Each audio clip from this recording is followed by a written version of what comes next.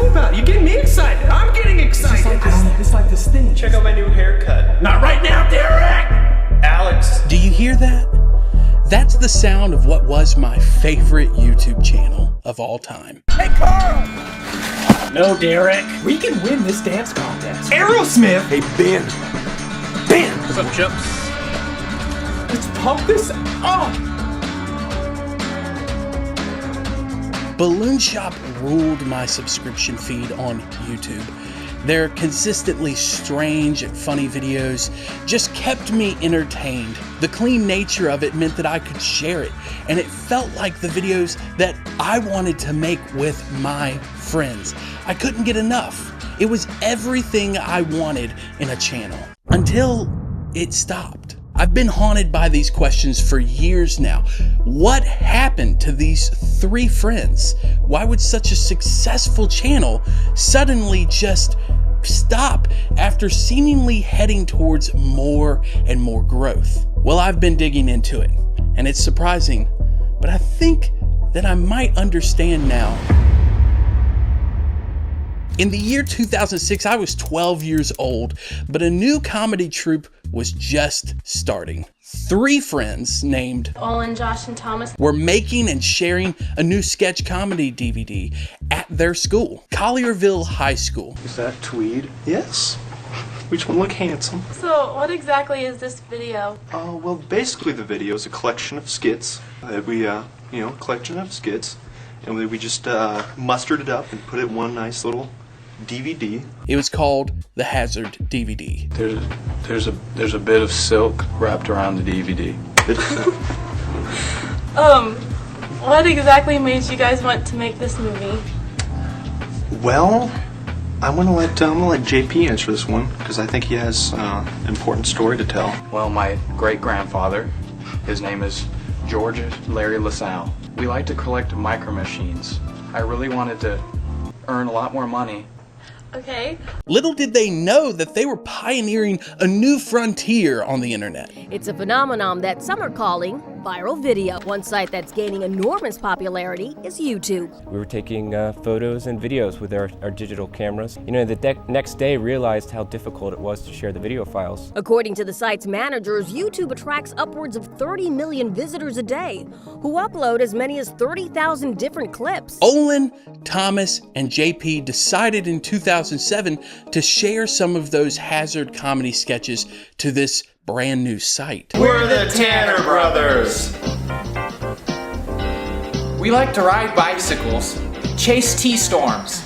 Chew gum. Oh.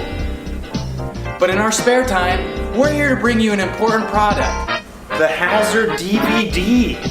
I look good. Why? Because I was fat. I took Bernstein's. Hey, I'm Alex Bernstein, and you want to lose weight. Why? Because you're fat. But now with a new name.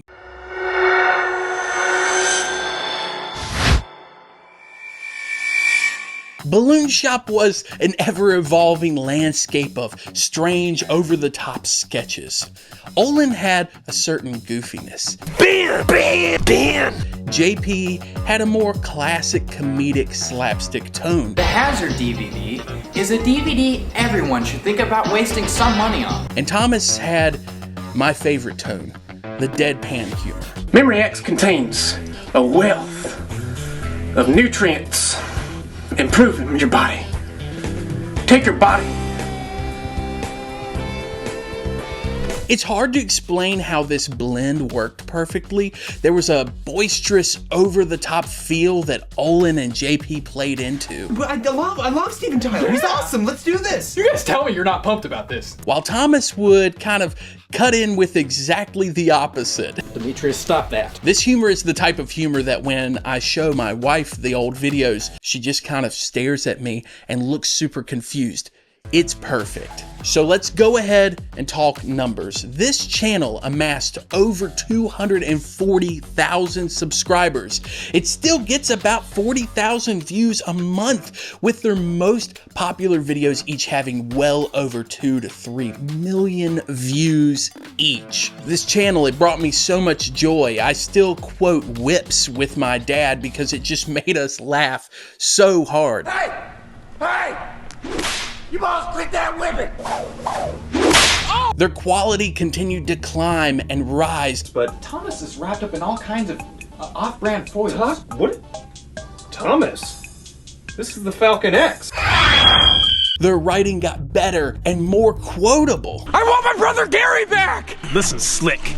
I'm not your brother. Give him what he wants, Gary! What is your name? My name's Gary. What is your name? I'm Gary too. My name's Gary as well. Well, that's so funny. Ah! Keep laughing, hot shot. Get back here! Give him back! But ultimately, on April 7th, 2010, the last BalloonShop video went up.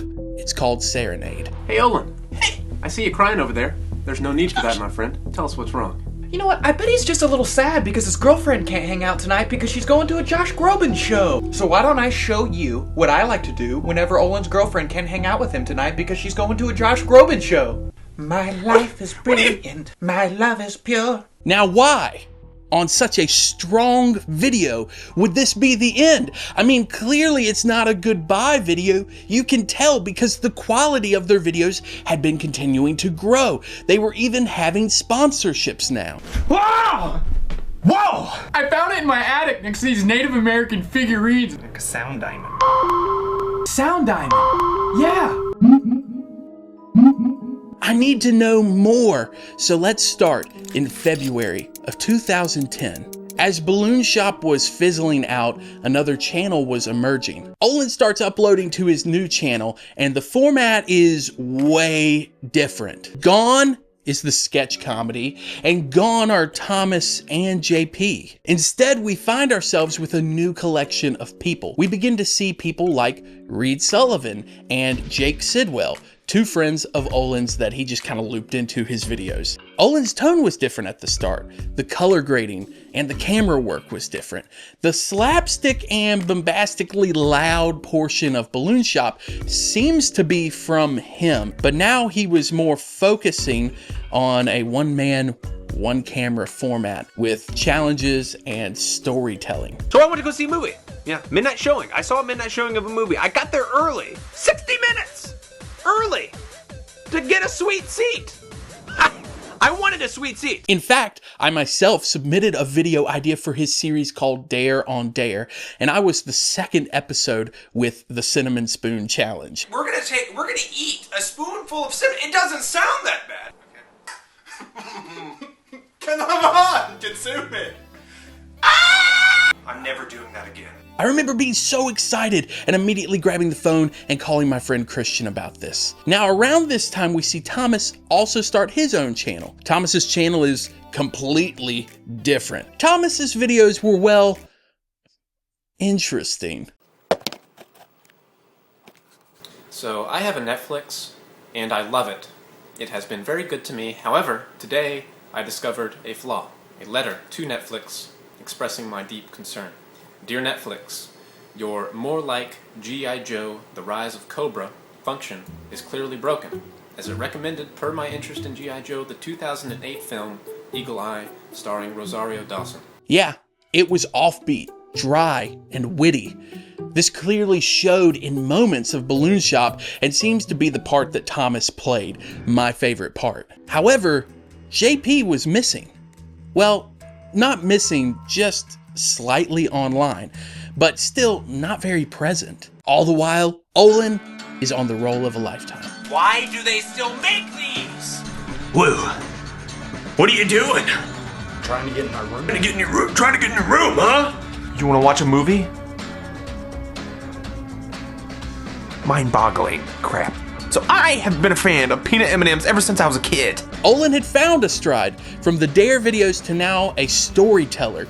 Sketches were also back, but with recurring things like his beloved cat, Starscream. Starscream became a legend on this channel. Somehow Olan was always able to get a clip that he needed from Starscream, and it just worked perfectly. Hey. What are you doing loafing around for?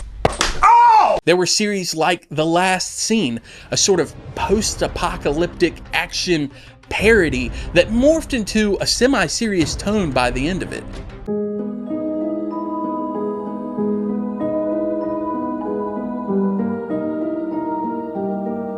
But he also posted a video that would change his whole life.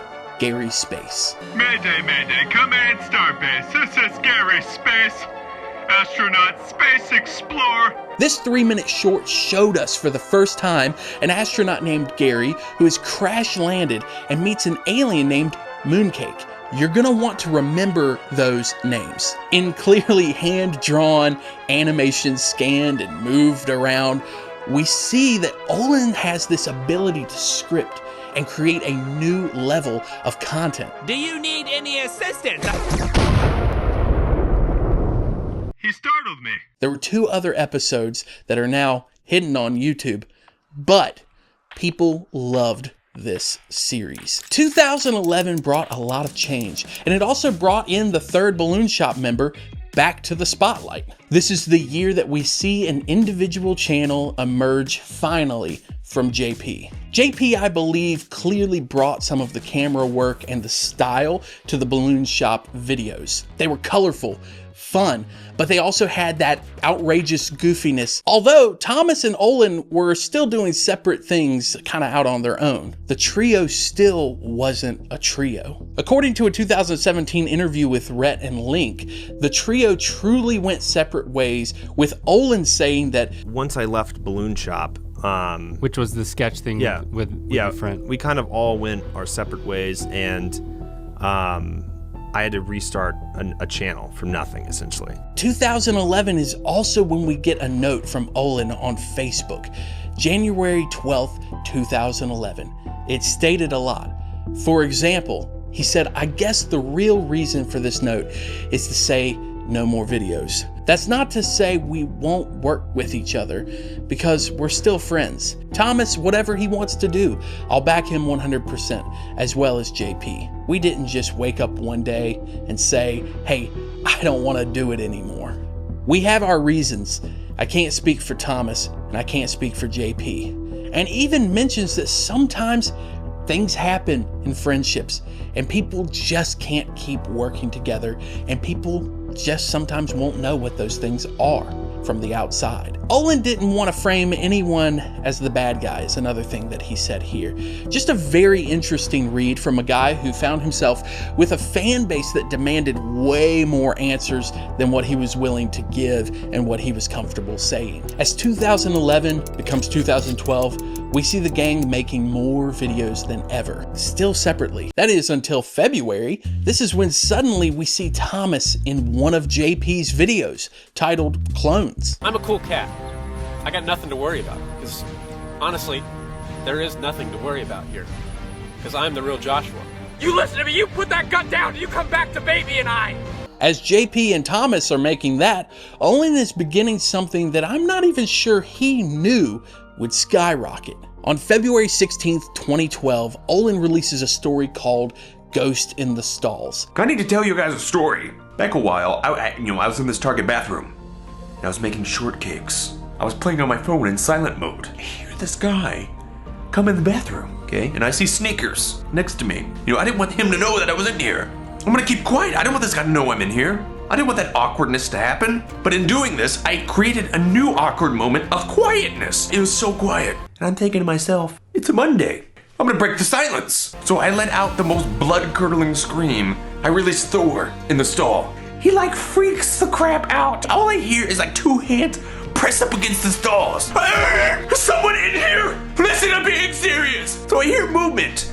He's getting ready to look under the stall to see if there's somebody in there. As he looks under, I pop my feet up. So I decided, why not? It's a Monday. So I let out another soul-ripping scream. The guy just starts screaming. I hear him burst out, go into the next stall.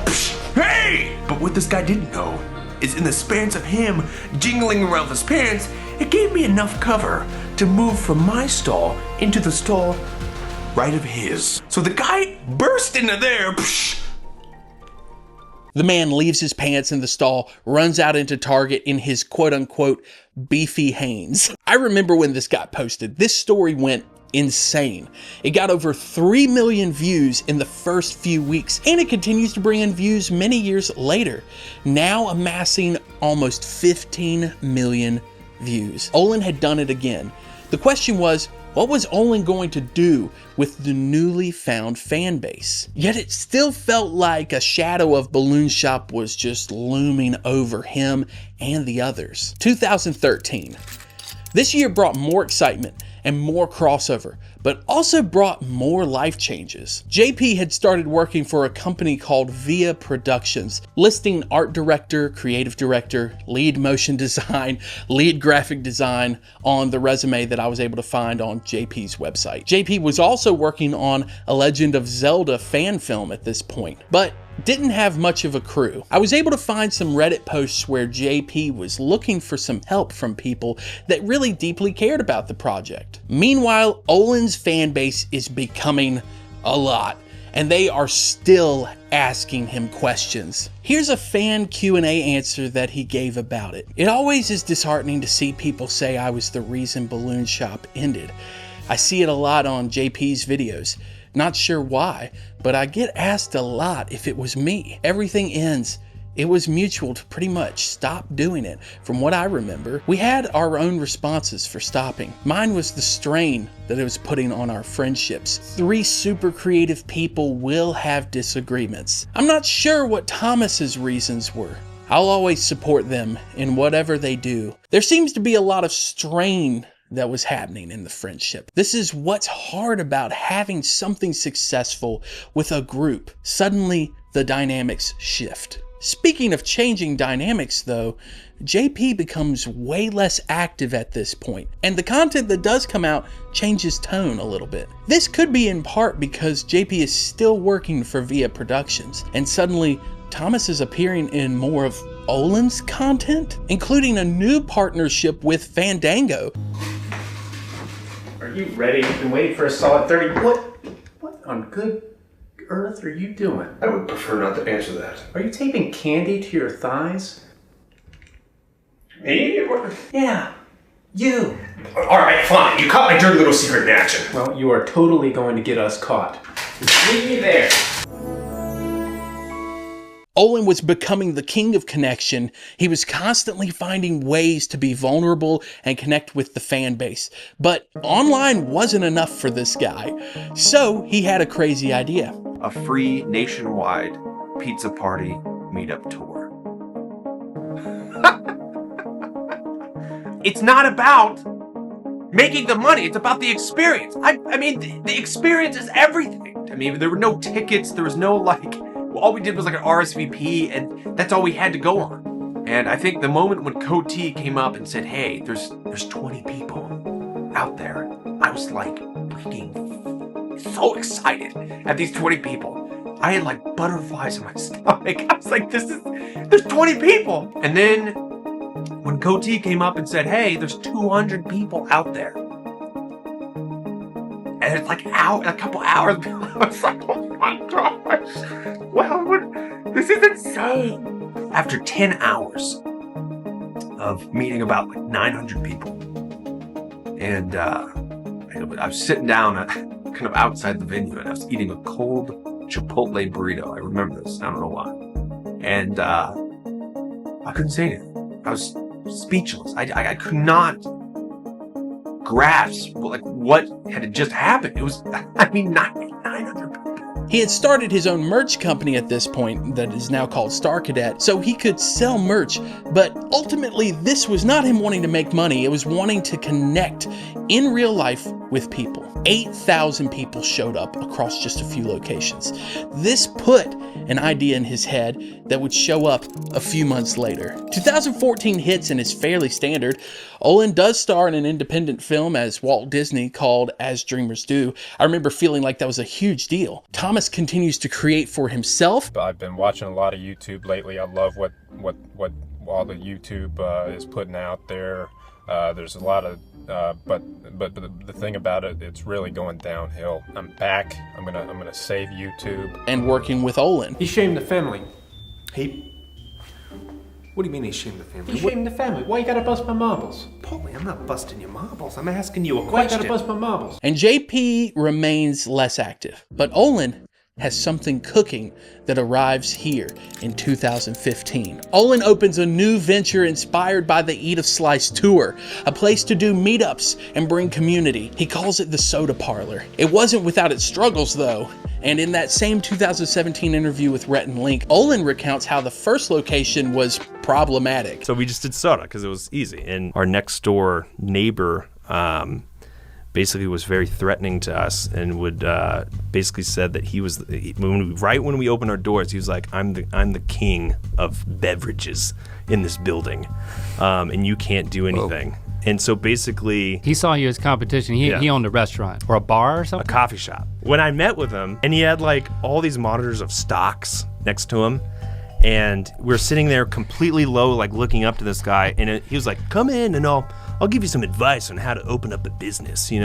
run it. And so I was like, oh man, thanks for all the help and stuff. But after that, he basically ended up putting a soda thing in his coffee shop. Oh no. So he started selling soda. Yeah, I started selling soda and doing floats. No. Yeah. However, the Soda Parlor did open, and it was a smash success. Olan had defied the odds again and brought something very real into being. People could show up, hang out, meet Olan, meet Thomas, and just connect with the community there. Little did we all know that while Olan and Thomas were connecting with a new work environment, JP was probably struggling in the current work environment. And it gets really messy. This year brought a new venture again called Final Space.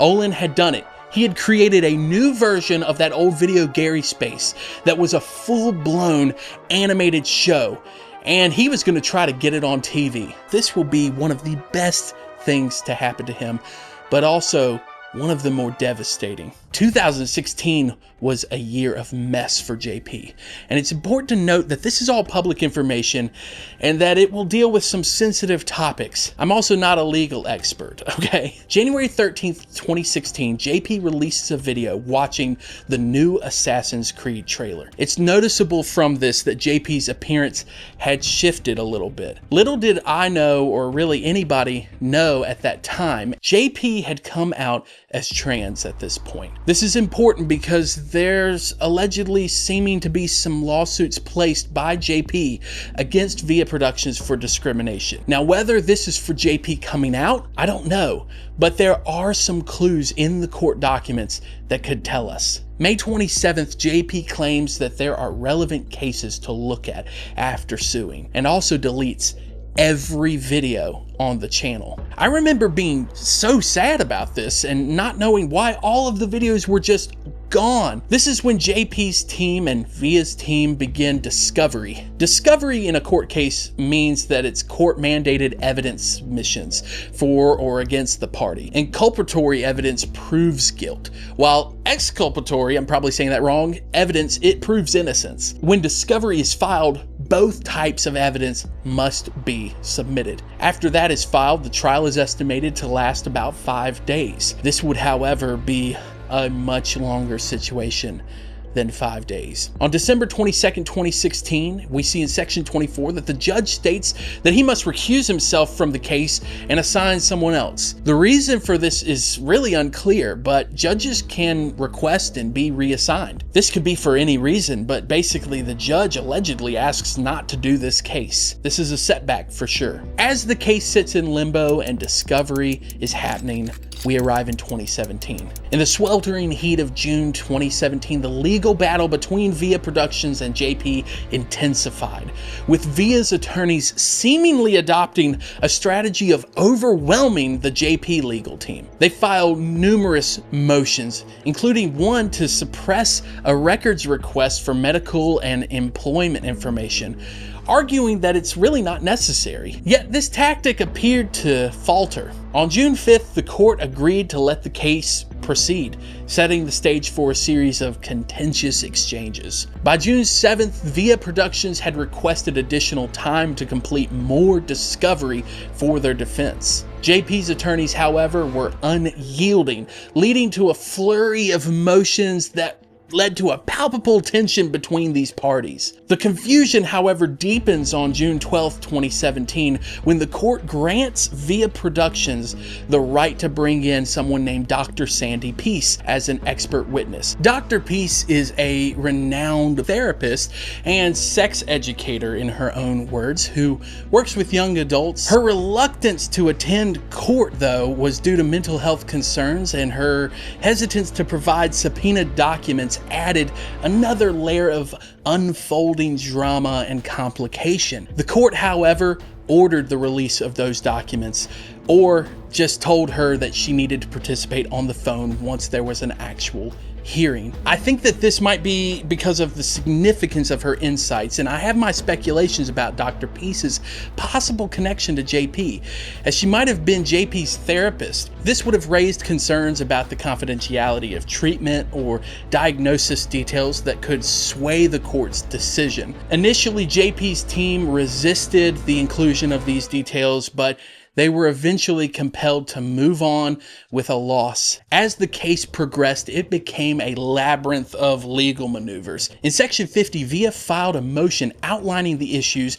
and the reasons that the case should not proceed. They presented evidence, objections to JP's submissions. Additionally, they questioned the admissibility of John Hahn's deposition, whoever that is. JP's lawyers in Section 73 made a notice of motion to exclude references of JP's gender or alleged disability. They included a declaration to remove the use of Dr. Laura Peace, again aiming to prevent the presentation of improper opinions in their opinion. However, this motion did not seem to achieve the intended success. The proceedings were further complicated by a notice to exclude references to employee policies, and JP's lawyers filing a motion to exclude the evidences of damage on June 12, 2017. In Section 77, Via Productions files another motion to exclude any non-expert testimonies regarding JP's emotional distress. While in Section 78, they asserted that JP could not simply claim to be a good employee as a defense strategy.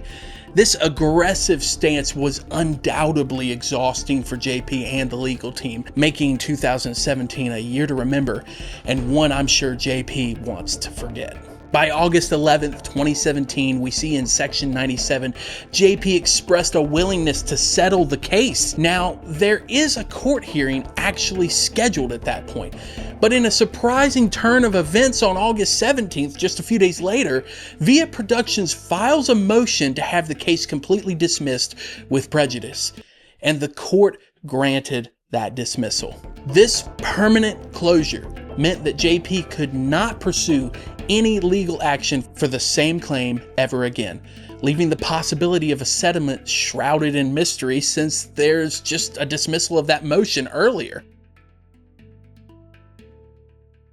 This whole legal battle is so confusing, and I'm not an expert, but here's my best guess. Seems like JP was potentially let go or made extremely uncomfortable by Via Productions and accused them for discrimination due to sexuality. Via Productions hears this and hits hard legally until it seems like JP and the legal team offered a settlement. That could mean that it did settle out of court, or it could mean that Via hammered so hard and had evidence to say that JP wasn't discriminated against. Either way, I believe it shows that JP had been fighting really hard with mental health and feeling secluded. Most of the time we find that people who come out go on to deal with a lot of abandonment feelings, whether they are true or not. This would become more and more evident as time moves forward, and it wouldn't be the only legal situation found in this story, unfortunately. With the start of a new year, we find new hope for the other members. Olan had spent years bringing his vision of Gary Space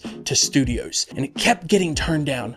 But then someone unexpected saw that Final Space pilot on YouTube. Conan O'Brien, the late night host, comedy writer, all-around king of comedy gold, saw that pilot and invited Olan to come pitch it to TBS. It was brought to my attention and I thought, this is fantastic. And so I'm an executive producer on the show and a very, along with you. And I'll tell you, the minute I saw the show, I'll never forget, my two kids, I have a son and a daughter, they both came out and they sat down, they're in their 60s, and No, they sat down and they watched 2 episodes with me, and they immediately, and this is complicated for me, they liked it better than anything I've ever done. Man, thank you so much for just giving me a shot, yo. I mean, there's not a lot. I've always been. Thank you so much. I've always been that like last place guy, and to have TBS and you give me a shot, man, I just want to shake your hand, yo. Well, thank you very so much. Appreciate it. You did voice in it, man. I did. That's so good. Just thank you so much, man. Olin was bringing along his friend Jake Sidwell from YouTube, but now the cast was stacked. Olin provided voices, but so did Fred Armisen, Tom Kenny, David Tennant, Steven Yeun, Ron Perlman, and even Conan. His show had season 1 in 2018, let's go! But how long could something like this last? Now you might be wondering, where's Thomas? Well, he started a Patreon in 2018. Other than that, the random postings, we really don't see much from him. He keeps to himself, or he helps Olin with projects and at the soda parlor. Not much came from JP. I'm sure this is most likely due to the exhaustion and the isolation that had come along with a prolonged legal battle. And being publicly out at this point, who knows? The only things that were active with JP were Twitter and an occasional live stream. JP seemed to remain fairly silent and removed all the way from 2019 to 2020. These years I think many of us consider the dark years. Everything felt secluded, everything felt weird, and everything felt very intense. And it's obvious that things like this were happening within Thomas too. I had been doing a lot of research into this clearly, but then I found a screenshot of an Instagram story that Thomas posted, and someone grabbed it and put it on Reddit. Thomas would sometimes do Q&As, and someone asked, why did BalloonShop end? That's when Thomas dropped this. What does it look like when people stop being friends? Most often there's elements of hurt on both sides due to unmet and uncommunicated expectations. Other times it's finding out manipulation has happened. In this situation, it seems that Thomas believes or believed that BalloonShop ended due to the manipulation from JP. This might explain why for a while we see Thomas in JP's videos more than Olan's, but not much the other way around, and why suddenly Thomas was working more with Olan again and remained there instead of JP. Thomas clearly felt manipulated. It's hard to move past hurt and changes in friendships, and betrayal is like a slow poison. Maybe it was memories, maybe it was just being in a world that was tough at the moment. But Thomas ends his Patreon in 2019 as well. Unfortunately, this isn't the only struggle that hits the crew this time. In March 2020, a tornado hits Nashville. Not only does it hit Nashville, but it plows right through the center of the soda parlor. The thing that Olan, his now wife, and Thomas, and the fans had built and invested in. Gone in one night. Olan releases a video in September of 2020 explaining the good and the bad of the year. With me, whenever bad things kind of happen to me, you know, I always try to convert it. I try to convert it into something useful, something positive. There's things in life that you just can't convert, that they just suck so bad. You just gotta live with it. F3. Direct hit. And thankfully nobody, no employee was hurt or anything like that. It hit pretty late at night. 6 years, 7 years, I've had that open. I remember there was a moment I walked up to the couches and I just sat there and took a picture. I think I took it because I knew it was going to be the last time I was going to be in there. Without thinking, I just got back up and I went to work. And I think like 2 weeks later, the pandemic hit. And that just knocked everyone down. Like, you just got to accept the fact that things suck. That unfortunately wasn't the only thing though. Starscream died.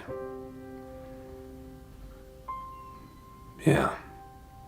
Neighbor's dog killed her. That one's hard to convert. I don't think I can convert that one. I think that one's just gonna suck. I guess it's, you know, pretty dumb to think about a cat when the world's falling apart, but it's my cat. So I'm just left with a little box of ashes of my little buddy on a mantle. However, we then see that same resilience resurface with Olan. He discusses the positives and then says he's coming back better from it all. The bad times make you appreciate the good times. And it's true. I have an amazing family. And for 6 years, I had a soda shop. And I got to eat Waffle Mondays whenever the freak I wanted. And I still love them.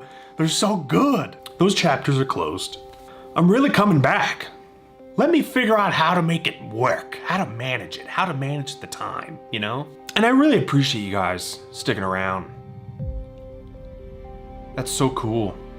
You guys are cool. You guys have been with me since BalloonShop, since Ghost in the Stall, since it's been like decades. I meet some of you guys at live shows, and it's like, you've been a fan of me since you've been in like middle school. I'm like, what? Why? Who am I?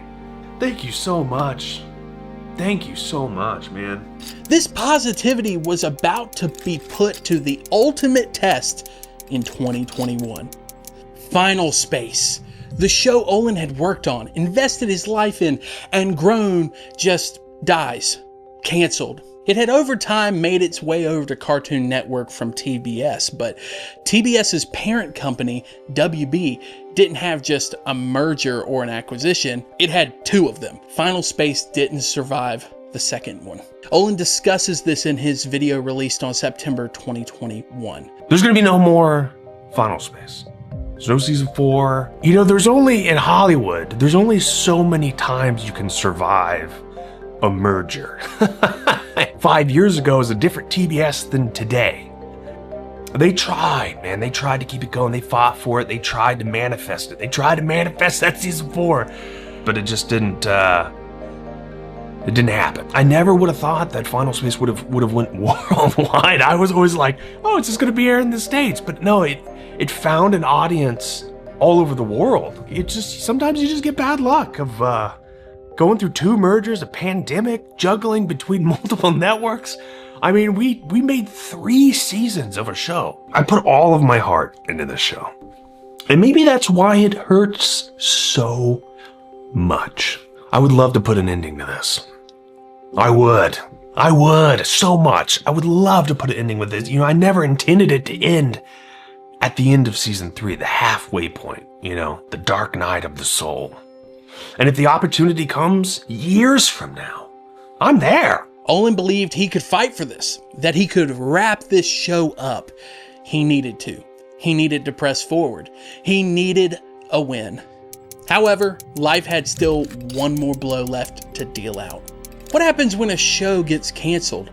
Well, we get to stream it, of course. We get to continue to enjoy it, and it lives on in infamy forever. Or sometimes it gets used as a tax write-off and is removed from everything. If a studio sits on a show, there's no tax implication. But if they declare that that asset has zero value now, they can write it off as a loss, which reduces tax liability this year. This is the Final Space fate. They said it had zero value. All of Olan's work, years of work, written off and wiped off the face of the earth. No physical copies of season 3 would ever be made either, and Olan wasn't ready to go down without a fight. Olan promised that he would continue to fight for the show to get a proper ending, and with that, 2022 comes to a tragic close. Here's a warning, this next part can be pretty upsetting to hear. JP shows up on Twitter and leaves some very concerning tweets.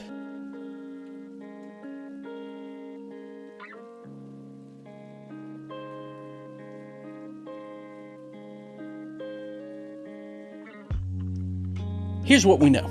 JP had already been through a really rough experience with this court case years ago. And coming out brings its own mix of feelings from the person that's coming out and from those around them. It's clear here that JP was battling some very, very severe mental health issues, either for the first time or again, since it seemed to be mentioned in the court case years prior. Those tweets go out and then they disappear. People become extremely concerned for JP, and one user posts those screenshots to Reddit, and that's where I saw it. It's here where we find more answers from a user that is claiming to be Olan, who commented on the post for all of the people that are concerned.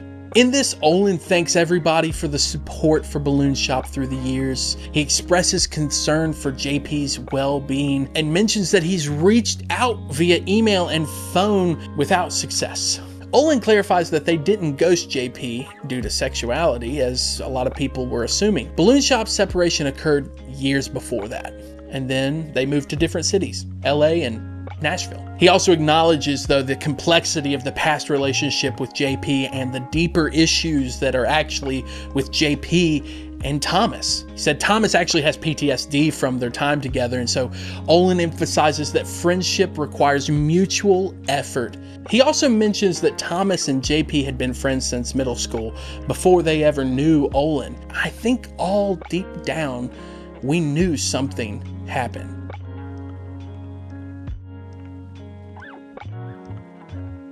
I don't know that it seems to be anyone's fault in this. In fact, Olan made that pretty clear, but I think this is a result of when friends change and disagree. The question becomes, though, what do we do when hardship and change hits us? Maybe we do like JP, we go under the radar, or maybe we readjust like Thomas and Olan. The question becomes, is a readjustment possible when so much bad happens and people continue to ask about your past? Well, in 2023, we see Olan get a win of sorts. April 24th, Olan posts a life-changing video. WB has given him a license to finish Final Space, but with a twist. After 2 years, I tried every contact that I had that I knew of. I've messaged people, I've emailed people, I had my attorney hunt people down. I did everything you could possibly do for 2 years. That fight ended last week. Warner Brothers Discovery gave me a license to make one graphic novel. One Final Space graphic novel to finish the story. Now, this deal was a take it or leave it kind of deal. It was non-negotiable. I'm not bashing this deal at all. I just want you to know the guardrails. Not allowed to do a Kickstarter for this. I can only sell this graphic novel on a website that I own. That means I can't sell it on Amazon. I can't sell it on Walmart. I can't sell it anywhere but my own website, finalspaceends.com. I can't use any third-party publishers, so I have to do this all on my own. It can only be a hard copy. No digital copies of this thing. It has to be a hard copy. No animation, no voices. That is all. Honestly, when I read this, I don't see the restrictions. I see the possibilities. Sometimes you just gotta play the hand that you're dealt. And I'm gonna play this hand. I'm gonna play this hand with a massive smile on my face. And this is gonna take a long time. Maybe over a year. Just the whole part of constructing a graphic novel, and not only that, but thousands of these. Where do you put them? Where do you ship them? And there's a lot to wrap up. It's gonna be a chunky graphic novel. I'm hitting the ground running. I am starting on this thing today. That means these graphic novels are available for pre-order right now. Olan launches a pre-order and it flies off the digital shelves. A massive, massive graphic novel where Olan said he only saw the possibilities, not the restrictions. As 2024 into 2025 happens, we continue to see Olan work. Olan launches a new YouTube channel called Haunt Hounds with Thomas, kind of a comedy ghost hunting YouTube show. I'm not even joking. Buckle up those butt cheeks. This is Haunt Hound, Seth Jackson. Haunt Hound, Brett Driver, and Haunt Hound, Thomas J. Gore. Hopefully we get an EVP. That's what I'm trying to get. I just want to get one good solid EVP. Olan said he wanted to rediscover the love of YouTube and figure out this new landscape. YouTube has changed over the years so much, it's hard to keep up with it. He also released a book with his old friend Jake Sidwell called Forward as Always, which I am proud to own and say is amazing. And finally, as of February 2025, there are plans to open the the Soda Parlor 2.0 in Nashville. They had been doing a trailer called Mondays, but now it's happening. This determination from Olan is unbelievable. In fact, I emailed Olan to see if he wanted to talk about this, but also just to tell him that I appreciated his resiliency. I gave him, however, the ability just not to respond to my email. Honestly, I understand wanting to move forward, which he has done extremely well. Olan is a story of resiliency. And the story of BalloonShop is a story of how bad circumstances, busted friendships, and difficulty can actually bring opportunity. What do you do with those opportunities? I think Olan said it best. Bloodied and beaten, we're getting back up. You and me, okay? We're both getting up. We're both, bring it on, okay? Me and you. You need a jolt of life to get back up. Today is the day that we're getting back in it. We're saddling back up. I mean, it would be easier to give up, throw in the towel. You know, it's not me and it's not you. You know what? Life and all of its mysterious wonder and weirdness really is this crappy, amazing roller coaster. Okay, you got ups and then you got these downs, okay? And if it was all just a freaking straight up, it would be the most boring thing ever. You gotta have the downs to pick up speed to go to higher highs. At least we went somewhere. At least we figured out a way not to go. We keep going, me and you, we're getting there, we're walking, nothing's gonna stop. It just keeps moving. It's like a Terminator. What just keeps getting up. When that up comes, enjoy it. Enjoy it.